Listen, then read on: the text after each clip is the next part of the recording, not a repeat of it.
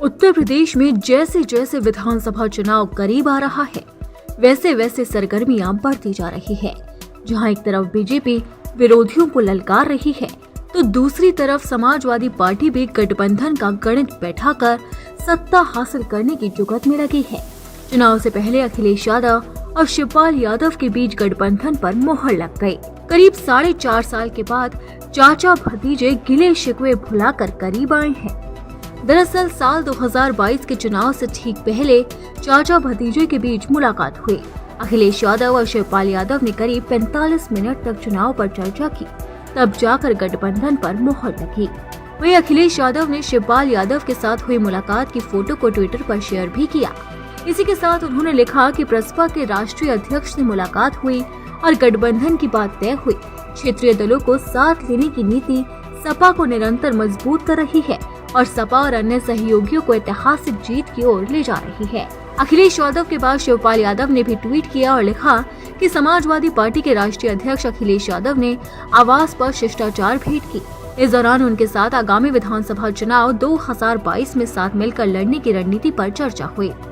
अब दोनों दलों के बीच गठबंधन तो तय हो गया, लेकिन सवाल सबसे बड़ा सीटों का है, क्योंकि दोनों नेताओं की मुलाकात के बाद न तो सीट शेयरिंग का फॉर्मूला सामने आया और न ही समझौते की शर्त। ऐसे में सवाल उठता है कि शिवपाल यादव के करीबी नेताओं को अखिलेश कैसे 2022 के चुनाव में एडजस्ट कर पाएंगे।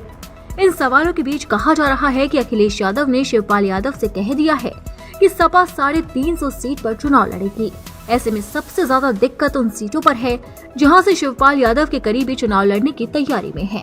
खैर, ये तो आने वाला वक्त ही बताएगा कि चाचा भतीजे में सीटों का फॉर्मूला कैसे निकल पाएगा। लेकिन वहीं अगर गोवा विधानसभा चुनाव की बात करें तो यहाँ पर कांग्रेस और बीजेपी एक दूसरे को ललकारते नजर आ रहे हैं। लेकिन ममता बनर्जी की पार्टी तृणमूल कांग्रेस भी मुकाबले को त्रिकोणीय बनाने की कोशिश कर रही है। इसी के मद्देनजर टीएमसी लगातार विरोधी दल को आड़े हाथों ले रही है। हालांकि उसकी जुबान पर ज्यादातर कांग्रेस का ही नाम है।